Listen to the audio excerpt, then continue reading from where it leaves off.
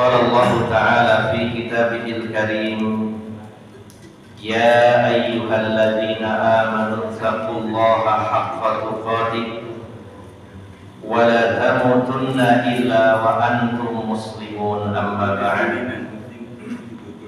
Para alim ulama, para ustaz, para sesepuh yang senantiasa saya hormati dan saya muliakan, bapak-bapak dan ibu-ibu jamaah Masjid Al-Ikhlas yang dirahmati Allah Subhanahu wa Ta'ala.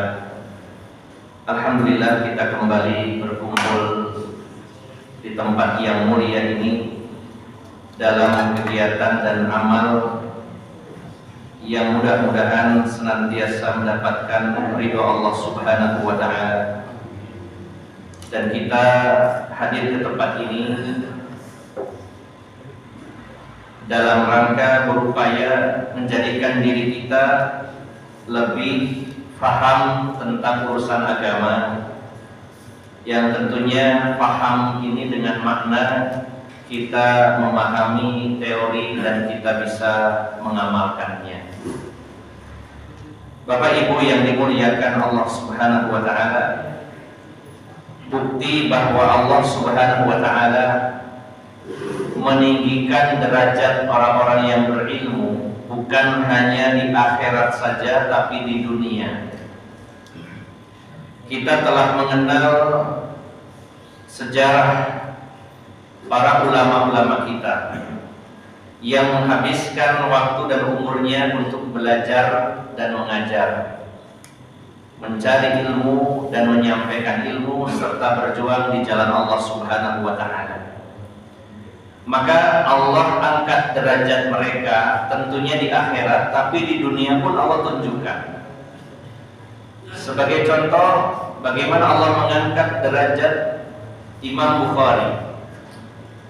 Padahal beliau saat kehidupannya, bahkan itu di akhir kehidupannya, beliau diusir dari negaranya. Bermula karena sang khalifah meminta agar beliau mengajari anak-anak khalifah di istananya, dan beliau menolaknya. Beliau khawatir terfitnah oleh jabatan, oleh dunia. Dan beliau meminta kalau putra-putra khalifah itu atau putra-putra gubernur Bukhara kalau ingin belajar maka harus datang ke rumahnya Imam Bukhari. Maka beliau mendapat kemurkaan dan kemarahan dari penguasa waktu itu, akhirnya beliau diusir. Dan beliau harus boyongan bersama keluarga beliau dan membawa kitab-kitab beliau. Kemudian beliau akhirnya tinggal di Samarkand, dan akhirnya penguasa Samarkand juga mendengar berita yang sama, lalu diusir kembali, lalu boyongan kembali. Kemudian juga akhirnya terakhir tinggal di Naisabur, dan juga tidak lama kemudian beliau diusir. Kemudian baru saja keluar dari Naisabur beliau kelelahan, kemudian istirahat ya di pinggir jalan lalu meninggal dunia. Maka Bapak Ibu jamaah sekalian, hingga detik ini sudah berapa abad lamanya kita mengenang dan mengenal Imam Bukhari. Kita membaca kitab Sahih Bukhari, kita membaca kitab Sahihul Adabil Mufrad, sementara para penguasa-penguasa yang mengusir beliau tidak pernah dikenal.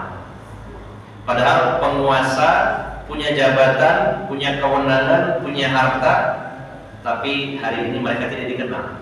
Sedangkan beliau terusir dan meninggal di perjalanan, tapi beliau seorang yang alim, orang yang berjuang untuk agama Allah Subhanahu wa Ta'ala, dikenal nama beliau dan pahala insyaallah mengalir untuk beliau karena beliau sudah meninggalkan dan mengumpulkan ribuan hadis-hadis Nabi SAW dalam kitab-kitab beliau, dan itu dipelajari oleh kaum muslimin dan bermanfaat bagi kaum muslimin sepanjang masa, sepanjang sejarah kaum muslimin.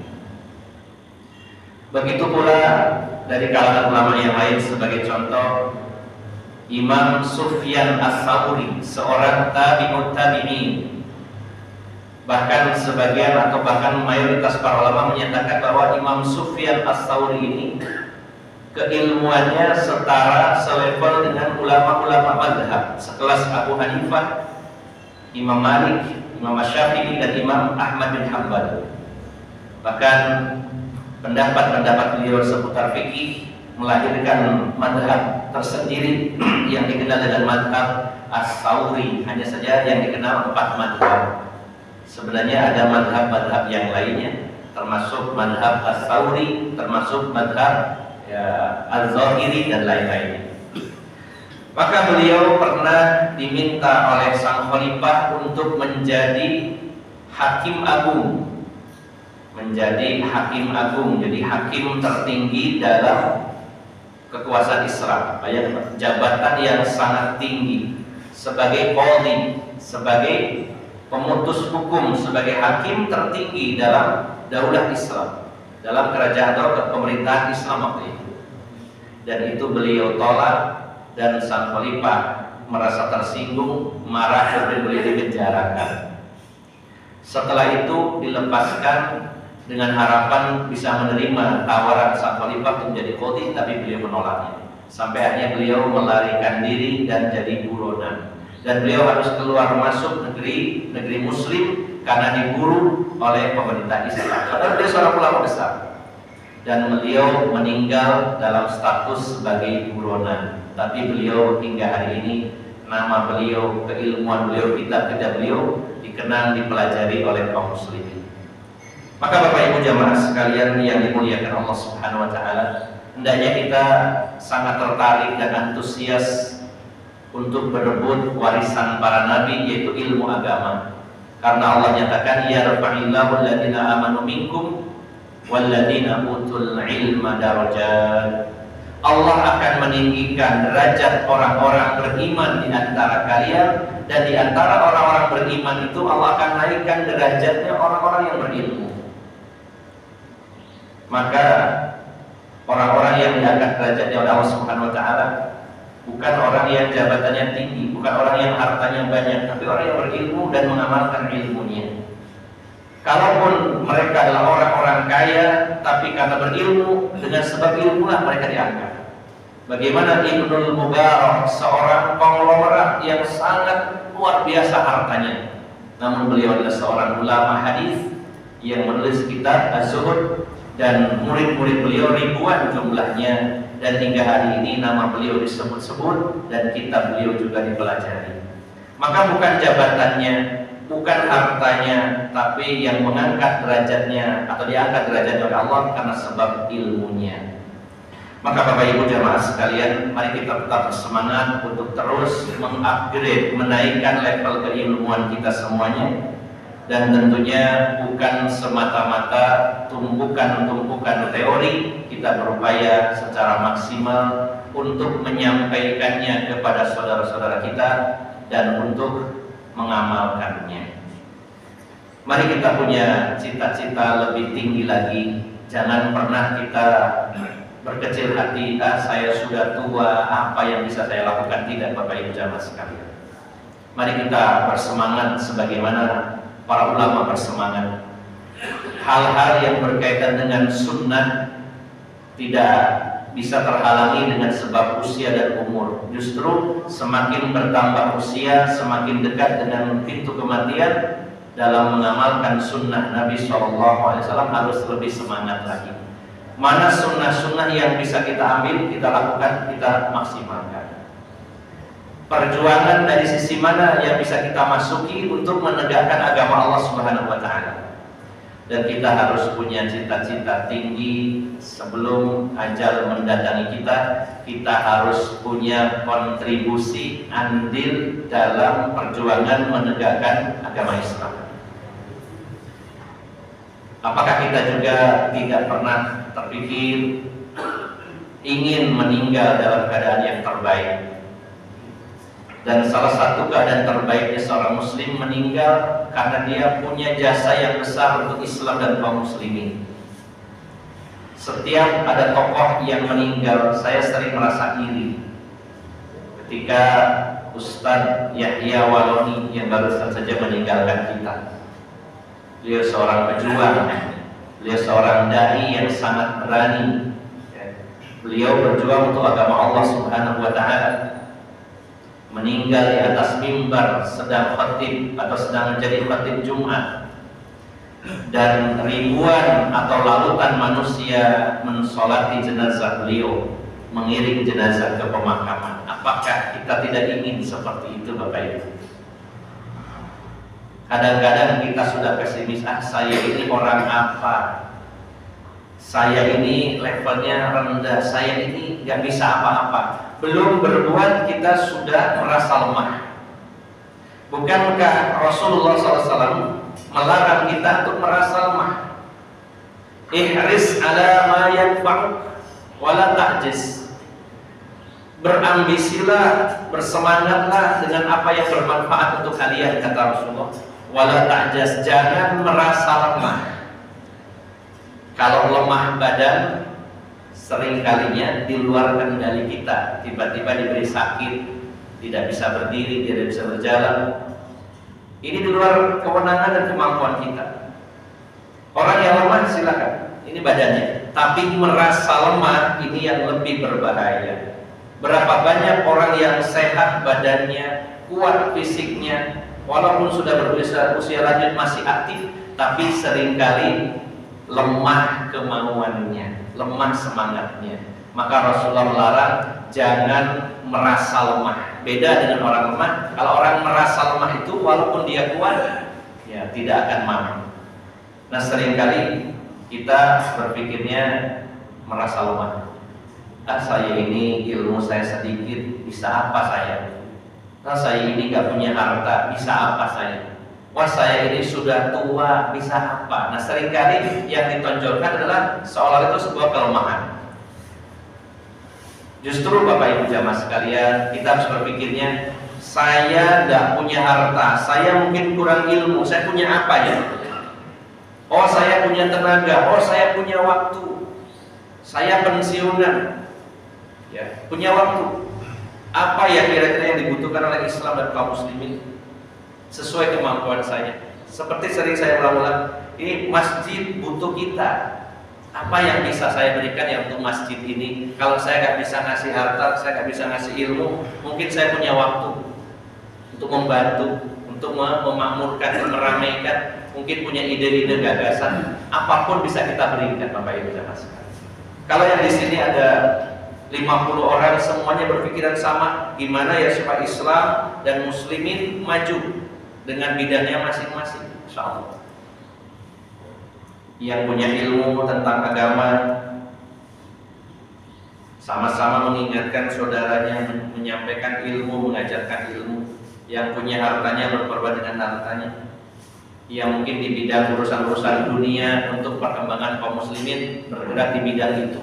Apapun bisa, Bapak Ibu jamaah sekalian. Yang mengerti tentang ekonomi, ya, mungkin bergerak di pasar, nah, berjuang sesuai kemampuan. Bukankah ketika di zaman Khalifah Umar bin Khattab radhiyallahu anhu, ketika Islam mendapatkan banyak sekali kemenangan-kemenangan dan kaum muslimin mendapatkan ghanimah yang luar biasa. Bagaimana Pak menaklukkan Persia yang sangat kaya raya, ghanimahnya besar. Menaklukkan Mesir di zaman Khalifah Umar.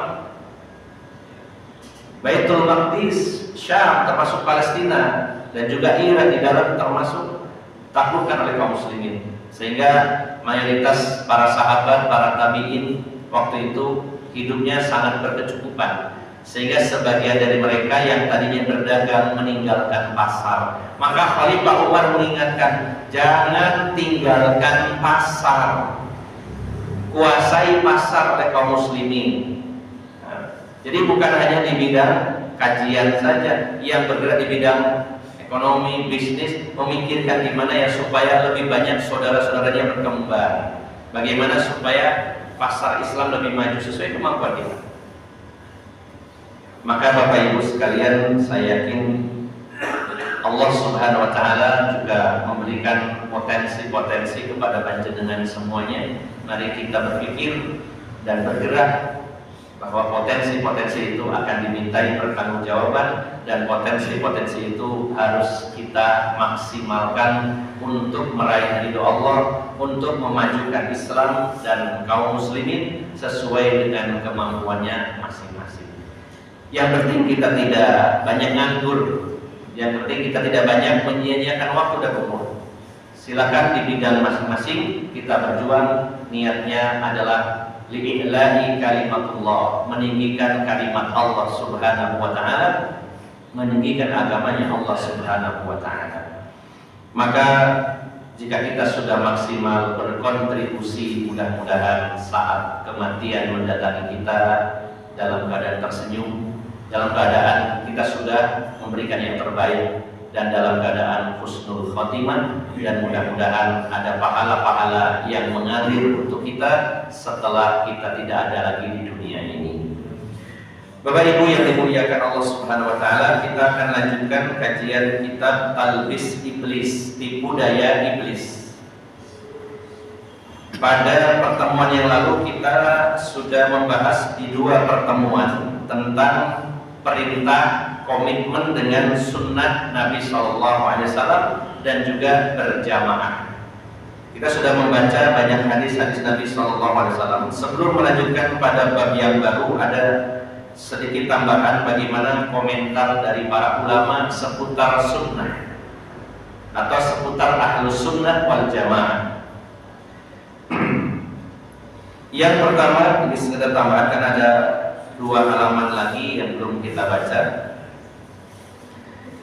Di antaranya, ini karena kitab ini sangat luar biasa. Kitab Talbis Iblis ini ketika membawakan hadis, penulisnya lengkap dengan sanadnya.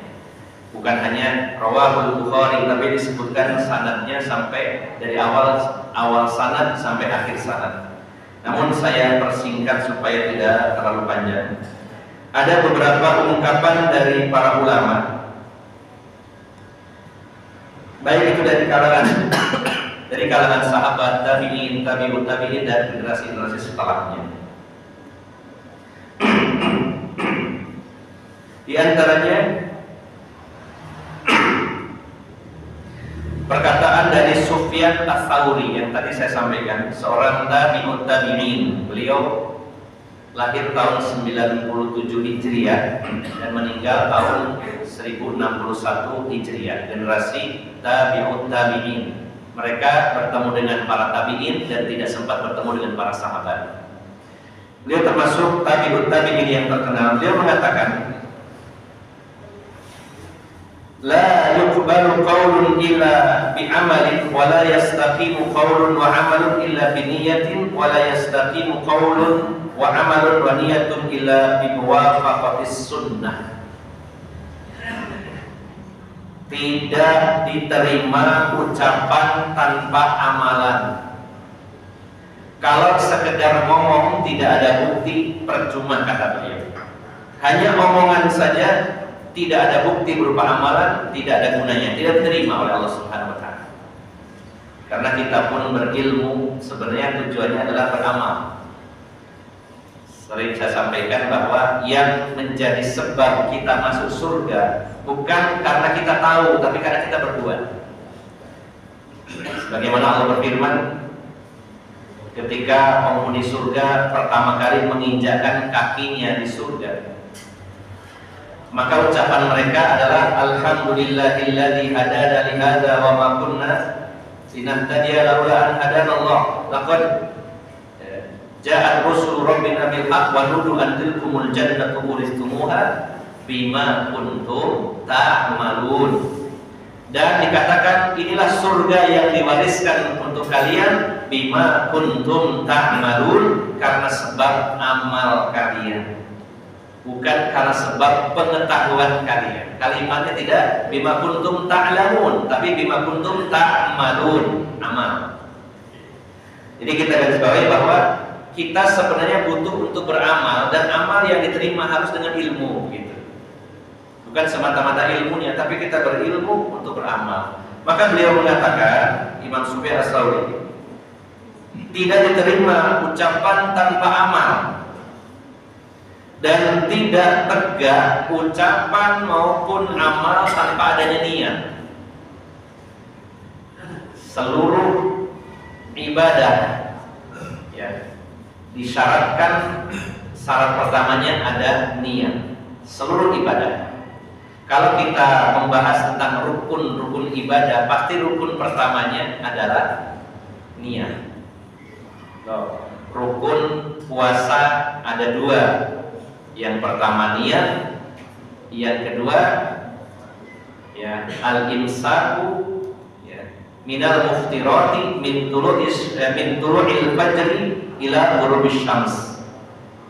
Rukun puasa cuma dua. Yang pertama niat, yang kedua menahan diri dari perkara-perkara yang membatalkan puasa dari sejak terbit fajar shadiq sampai tenggelamnya matahari. Rukun mandi janabah ada dua. Yang pertama niat, yang kedua meratakan air ke seluruh tubuh. Sebenarnya kalau cuma niat lalu air merata ke seluruh tubuh sudah sah. Seandainya kalau kalian panjenengan sedang dalam keadaan junub, kemudian niat di depannya ada kolam, ada kolam renang atau kolam ikan, jegur, sudah sah.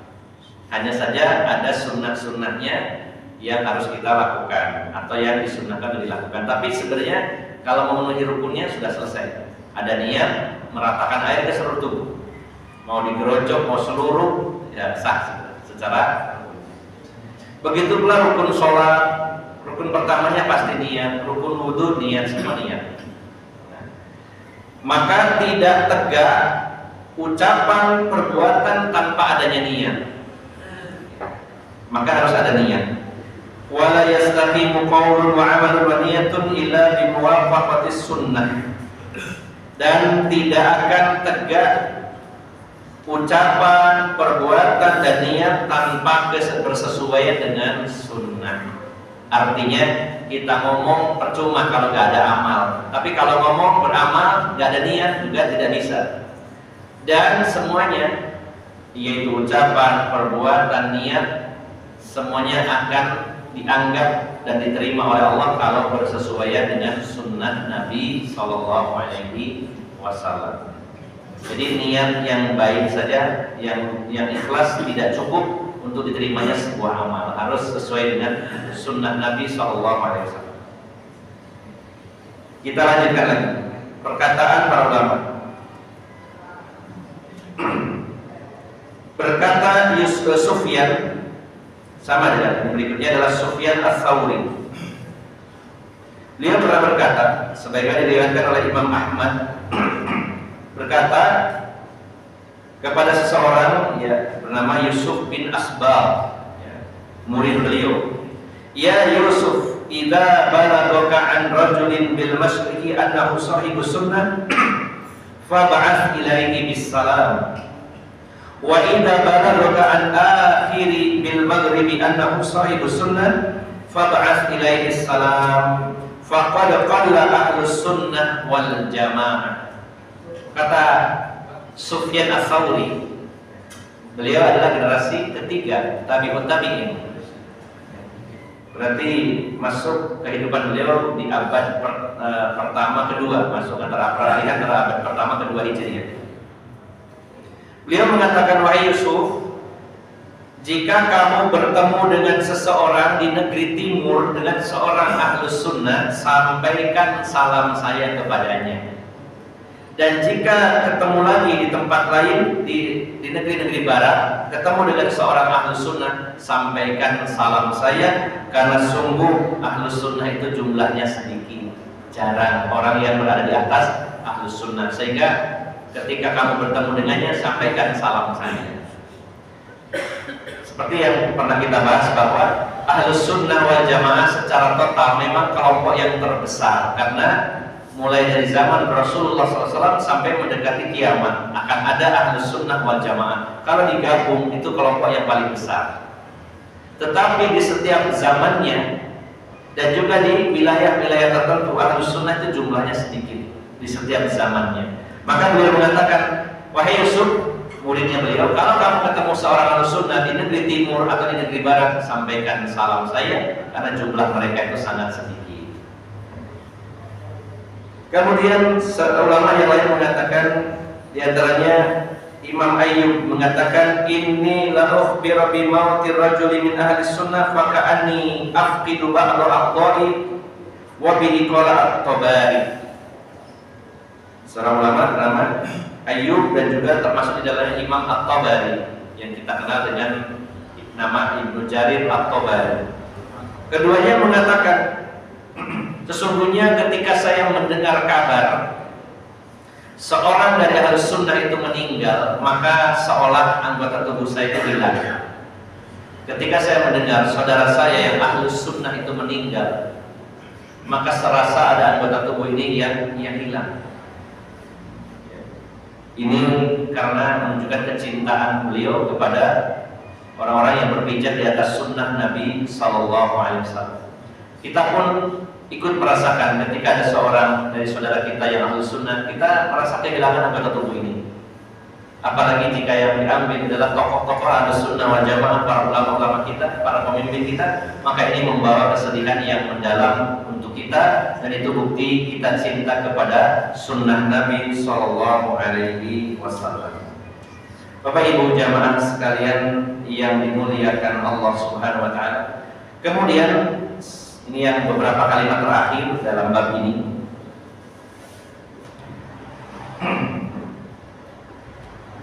Sa'id bin Syubaib mengatakan, saya mendengar Yusuf bin Asbah tadi ya, beliau murid dari Imam Sufyan Ats-Tsauri. Saya pernah mendengar Yusuf bin Asbah. Jadi ini ke generasi setelahnya. Para ulama ketika mengutip perkataan ulama dari zaman ke zaman biasanya urut dari zaman sahabat dulu, tabi'in, tabi'ut tabi'in dan seterusnya. Nah, Yusuf bin Asbah pernah berkata, kana abi qadariyan wa akhwali rawafid fa anqadani Allahu bi Sufyan. Bapak saya penganut madhab atau penganut paham Qadariyah. Qadariyah ini satu kelompok yang tidak percaya dengan takdir. Apa yang dilakukan manusia itu sama sekali tidak melibatkan Allah Subhanahu wa Ta'ala. Seseorang baik ataupun jadi buruk itu bukan karena takdir, karena dirinya sendiri. Di antara paham Qadariyah seperti itu. Ini menyimpang dari sunnah Nabi SAW. Kata Yusuf bin Asbah, ayah saya seorang penganut Qadariyah dan paman-paman saya adalah pengikut Syiah Rawafid, itu Rafidah, Syiah. Terutama Syiah Rafidah ini atau istilah lainnya Syiah Imamiyah atau Syiah Isna Asyariyah yang sekarang menjadi agama mayoritas orang Iran atau negara Iran, bahkan menjadi agama resmi negara Iran. Yang Ahlus Sunnah sangat sedikit di sana. Ya, mayoritas adalah orang-orang Syiah dan Syiahnya Syiah Rafidah. Syiah yang paling besar dan Syiah yang paling membenci Ahlus Sunnah wal Jamaah. Jadi dulu revolusi Iran ya yang dipimpin oleh Khomeini ini bukan revolusi Islam tapi revolusi Syiah sebenarnya. Di tahun di era 80-an Syiah Iran ingin menunjukkan kepada dunia Islam bahwa mereka telah menggulingkan kekuasaan sekuler dan mendirikan Islam, padahal yang didirikan bukan Islam tapi Syiah. Dan para ulama mayoritas termasuk Imam Bukhari menyatakan Syiah bukan Islam, walaupun mereka menyatakan diri bagian dari Islam tapi bukan Islam. Bagaimana akan menyatakan Islam di mana Al-Qur'annya saja beda, kitab hadisnya berbeda, amaliannya berbeda, bukan hanya akidahnya tapi amaliannya pun berbeda. Cara sholatnya saja sudah berbeda. Kalau panjenengan Bapak Ibu pernah bertemu dengan orang Syiah, sholatnya harus bawa batu Karbala depannya, pasang. Ini di Mojokerto pun ada beberapa orang seperti itu. Teman-teman pernah ketemu sholat menaruh batu, itu batu atau tanah dari Karbala. Disyaratkan kalau sholatnya harus pakai itu. Memang sekilas identik seperti Islam, ada sholatnya, ada lain, tapi ajaran-ajarannya menyimpang jauh dari ajaran Islam. Al-Quran yang kita baca, yang kita pegang 6.236 ayat, 6.000-an ayat, sementara Al-Quran mereka 17.000 ayat. Dari mana sisanya? Sisanya 11.000, lebih banyak lagi mana? Dan mereka telah menuduh kita telah melakukan distorsi terhadap Al-Quran, membuang ayat-ayat Al-Quran. Mereka sangat benci dengan Abu Bakar, dengan sahabat Umar, dan juga sahabat Utsman, dan juga mayoritas para sahabat bahkan mengkafirkannya. Bahkan mereka mengatakan Abu Bakar dan Umar adalah dua berhala Quraisy. Mereka tidak terima dan meyakini bahwa setelah wafatnya Rasulullah harusnya yang jadi khalifah adalah Ali bin Abi Thalib. Maka ketika Abu Bakar, sahabat Umar dan Utsman naik menjadi khalifah, mereka mengatakan ketiganya telah merampas dan telah kafir. Dan para sahabat yang mendukung ketiga khalifah tadi turut dikafir-kafirkan oleh orang-orang Syiah. Ini agama macam apa?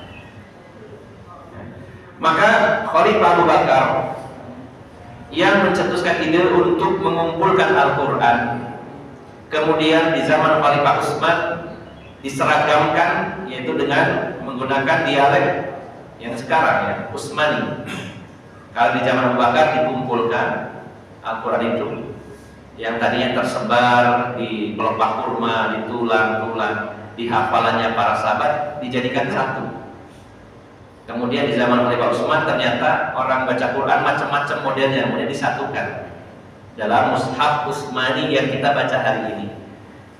Maka menurut orang Syiah, pada saat mengumpulkan Al-Quran, pada saat membuat mushaf Utsmani, telah dibuang banyak sekali ayat Al-Quran, sehingga mereka menuduh kita ya, hanya memakai sebagian dari Al-Quran, makanya cuma 6.000, sementara mereka 17.000 ayat. Makanya bagaimana kita akan mengatakan mereka bagian dari Islam? Kitab sucinya tersendiri, walaupun namanya Al-Quran. Dan mereka tidak akan mau mengambil hadis-hadis dari Imam Bukhari dan tafsir-tafsir dari Ahlus Sunnah. Mereka punya ulama hadis sendiri, punya ulama tafsir sendiri. Maka Yusuf bin Asbad mengatakan, ayah saya seorang Qadariyah dan paman-paman saya adalah pengikut Syiah Rafidhah. Dan Allah selamatkan saya dengan jasanya Sufyan Ats-Tsauri, guru beliau. Saya mengikuti Ahlus Sunnah, tidak mengikuti paham bapak saya maupun paman-paman saya, dan saya mengikuti Ahlus Sunnah wal Jamaah. Kemudian juga ada perkataan para ulama yang lainnya, di antaranya Mu'tamar bin Sulaiman berkata, "Dakhaltu ala abi wa ana munkasir faqala li ma laka qultu mata sadiqun li faqala mata ala sunnah qala na'am qala tahzan alaihi."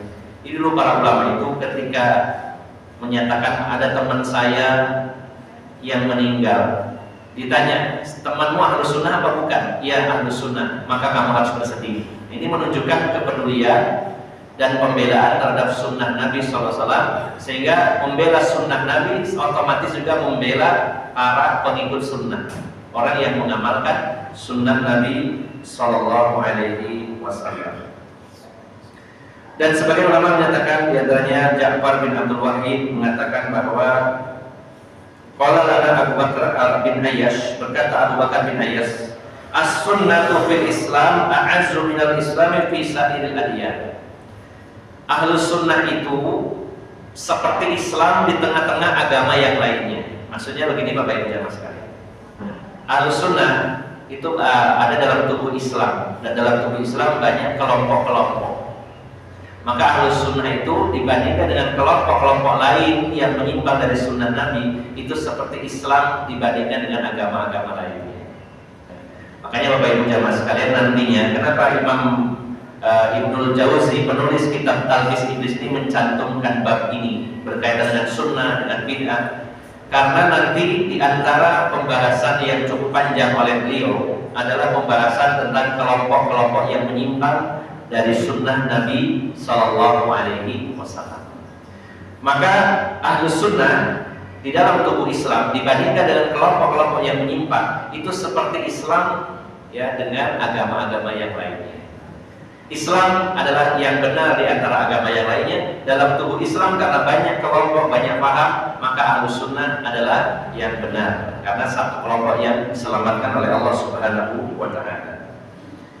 Bapak Ibu jamaah sekalian yang dimuliakan Allah Subhanahu wa Ta'ala, Inilah diantara beberapa perkataan para ulama berkaitan dengan sunnah dan ahlus sunnah wal jamaah. Kita masuk pada bab yang baru, mungkin hanya beberapa poin. Al-bab tsani.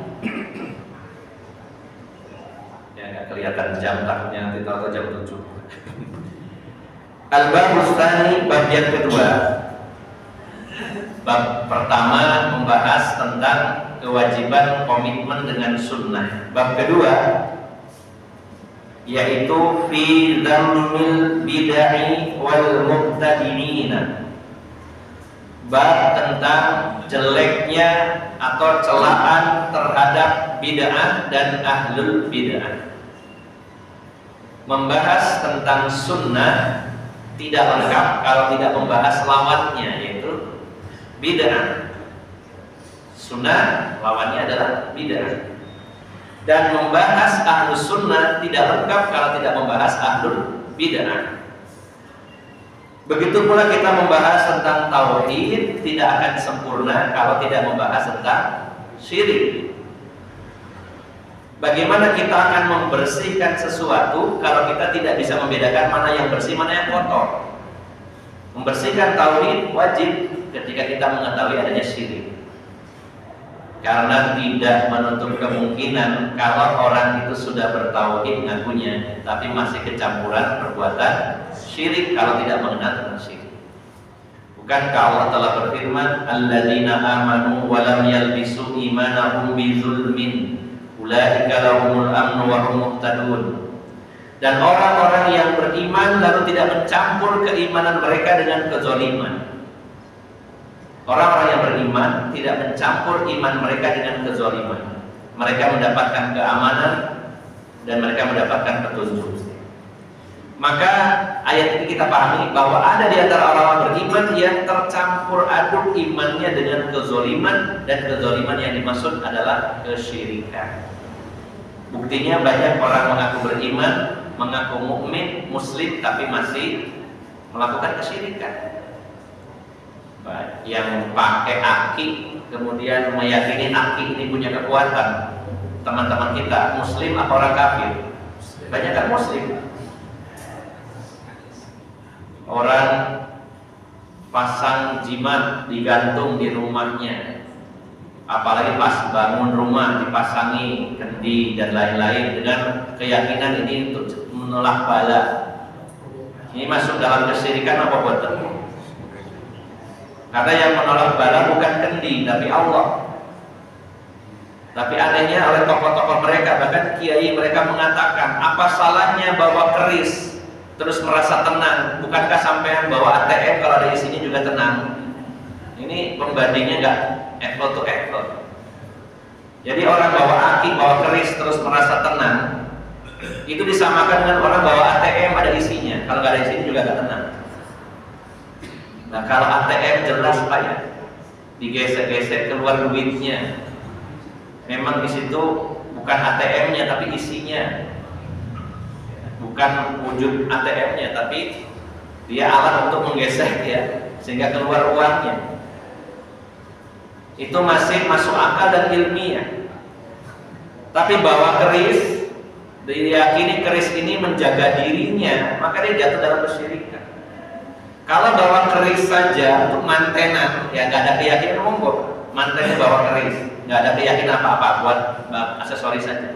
Atau panjenengan bawa keris buat ngecek mangga, nggak apa-apa, boleh. Sampai kok bawa keris dia kayak ngecek pok pencit misalkan dia digunakan. Cuma rada aneh aja Pak itu.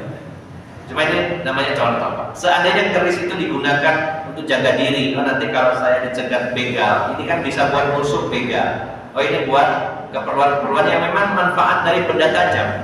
Tapi kalau diyakini punya kekuatan, bisa melindungi dirinya, bisa memberikan wibawa. Sampai ada keyakinan di Mojokerto, di puncak Penanggungan itu tersimpan tombak, apa namanya saya lupa.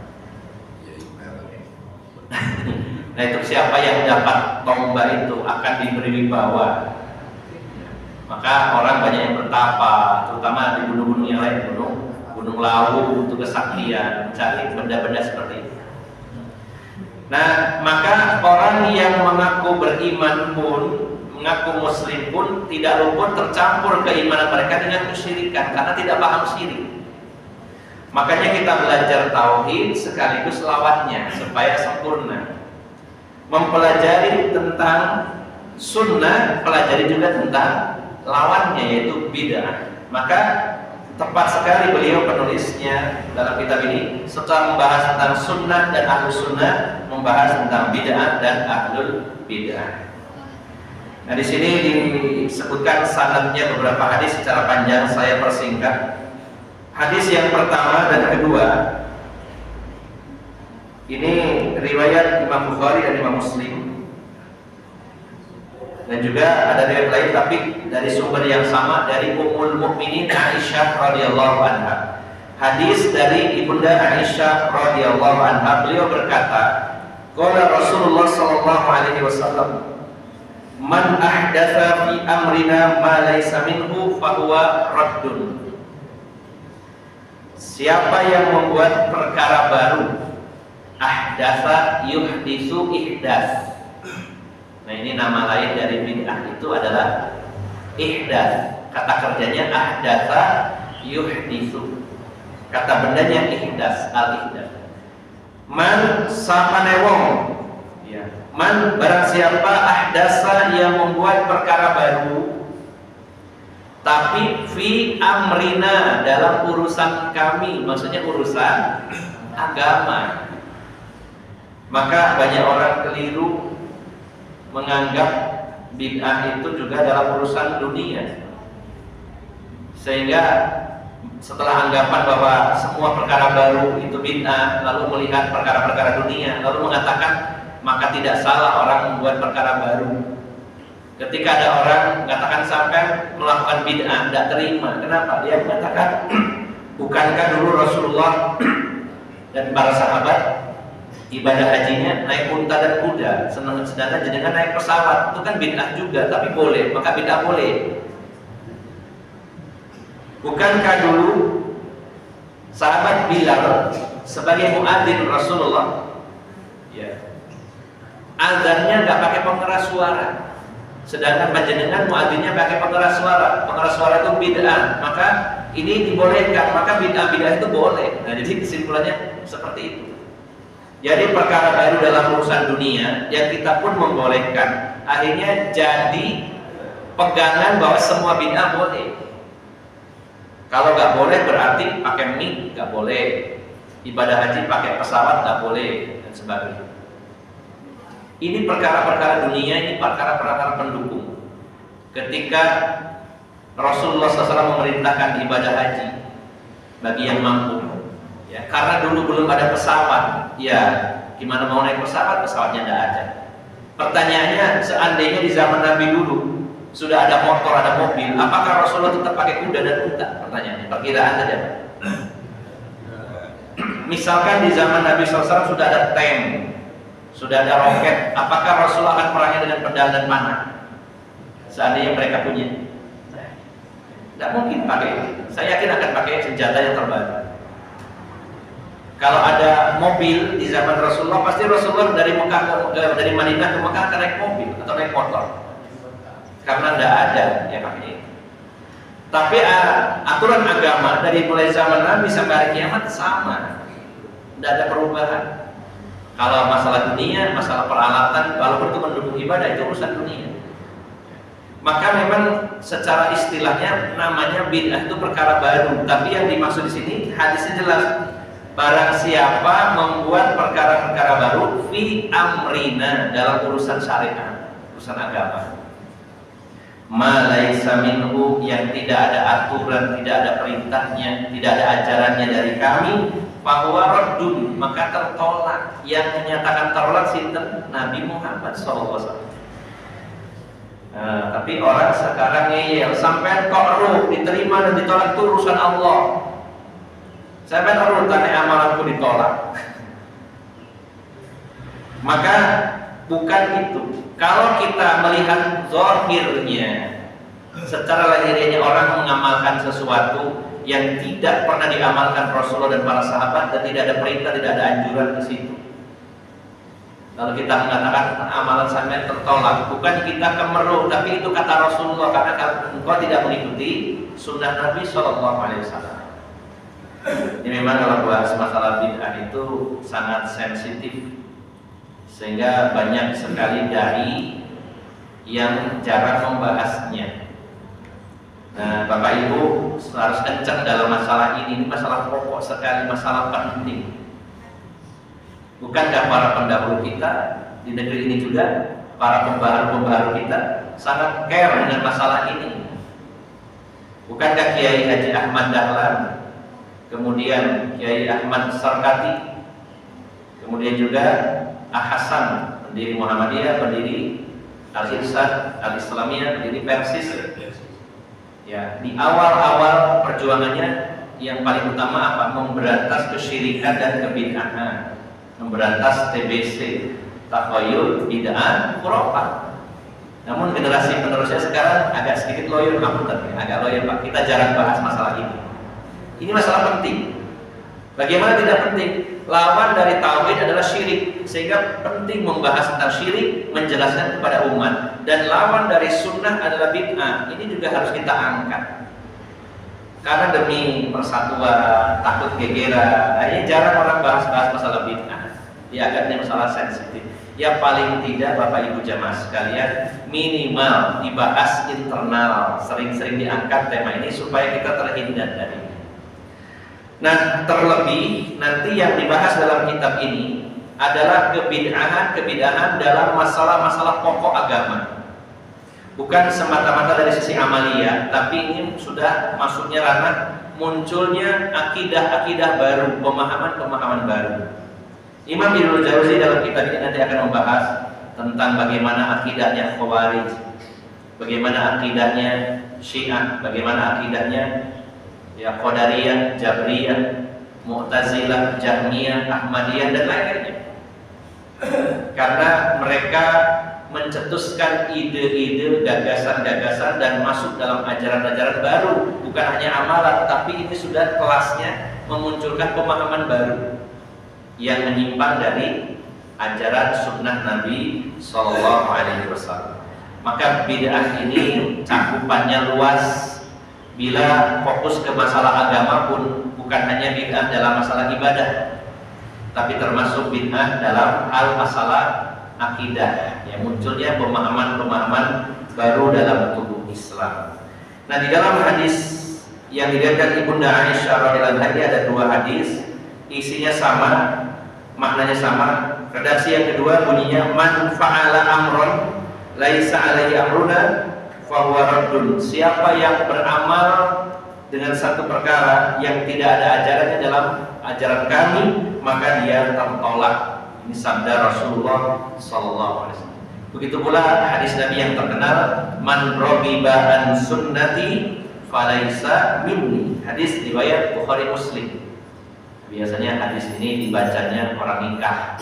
An nikahu sunnati faman raghiba an sunnati falaisa minni. Jadi kesannya hanya dalam bab nikah saja hadis ini. Siapa yang benci sunnahku, ya adalah sunnah Nabi dalam nikah, maka bukan termasuk golonganku. Tapi ini sebenarnya hadis ini muncul bukan dalam bab nikah saja sebenarnya. Ada rentetannya. Bukankah ada 3 pemuda yang datang ke rumah Rasulullah SAW bertemu dengan istri beliau yaitu Ibunda Aisyah. 3 pemuda ini bertanya bagaimana ibadahnya Rasulullah. Kemudian Ibunda Aisyah menjelaskan ibadahnya Rasulullah dalam waktu sehari-harinya beliau. Kata 3 pemuda ini, ternyata ibadahnya Rasulullah kok biasa-biasa saja ya. Dan kami yang 3 ini, yang pertama mengatakan saya akan puasa sepanjang waktu, puasa terus gak pernah berbuka. Yang kedua mengatakan saya akan sholat malam terus-menerus dan tidak tidur. Yang ketiga mengatakan saya gak akan menikahi wanita. Akhirnya 3 orang ini tidak bertemu Rasulullah tapi bertemu Ibunda Aisyah. Setelah Rasulullah datang, Ibunda Aisyah bercerita tadi ada 3 orang pemuda yang menanyakan ibadah engkau, saya jelaskan, tapi menganggap ibadah engkau biasa-biasa saja. Lalu di antara mereka yang mengatakan akan puasa selamanya, akan sholat malam sepanjang malam dan tidak menikah. Maka dipanggil 3 orang ini di hadapan Rasulullah, dan Rasulullah tabayun dulu, ditanya dulu, apa benar kalian mengatakan begini? Tidak langsung dijudge gitu ya, diponis, tidak langsung ditanya dulu, apa benar kalian mengatakan demikian? Padahal Rasulullah tahu itu dari istri beliau Aisyah, dan Aisyah tidak berbohong, tapi Rasulullah memastikan. Ini harus jadi kebiasaan kita. Kalau kita mendengar dari orang pembicaraan atau perbuatan seseorang, harus tabayun dulu, ketemu orangnya, tanyakan apa seperti itu. Dan 3 orang ini mengatakan benar. Lalu kata Rasulullah, sesungguhnya aku adalah orang yang paling bertakwa kepada Allah. Aku orang yang paling takut kepada Allah. Aku puasa dan aku berbuka. Aku sholat malam dan aku pun tidur, dan aku pun menikahi wanita. Maka nikah itu adalah sunnahku. Siapa yang membenci sunnahku bukan termasuk golonganku. Nah, ini hadisnya seperti itu lengkapnya. Bukan hanya bab nikah saja, tapi sunnah yang lainnya. Maka siapa yang membenci sunnah Nabi, maka bukan termasuk golonganku, kata Rasulullah SAW. Nah, ini baru bab permulaan tentang bid'ah. Insyaallah pada pertemuan berikutnya kita akan lanjutkan jika Allah berkenan, masih memberikan umur dan kesempatan kepada kita semuanya. Semoga Allah senantiasa memberikan semangat kepada kita untuk mencari ilmu dan mengamalkan ilmu. Ya, dan saya mohon maaf yang sebesar-besarnya jika ada kekurangan. Aku qouli hadza wa astaghfirullah li wa lakum wa akhiru da'wana alhamdulillahirabbil alamin. Subhanakallahumma wa bihamdika asyhadu an la ilaha illa anta astaghfiruka wa atubu ilaik. Assalamualaikum warahmatullahi wabarakatuh.